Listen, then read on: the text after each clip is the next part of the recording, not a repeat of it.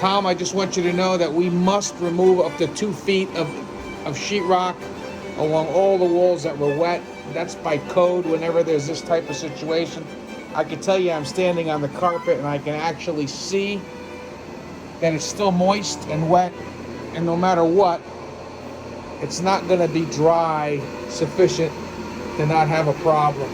It needs to be repaired properly.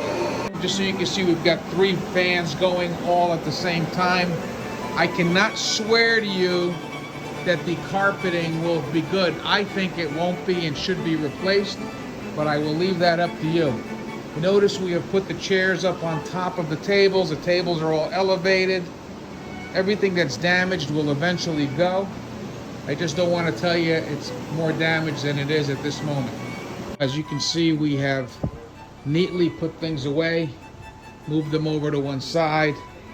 This is the garage, obviously. And now we're walking in here, and we are looking at the other sections here. Okay, check this out. Go ahead, Anthony. This is from yesterday. Even though you can still see the water coming out, this entire carpeting is going to be lifted today, and we will likely roll it and put it in the garage. Okay, everything is saturated.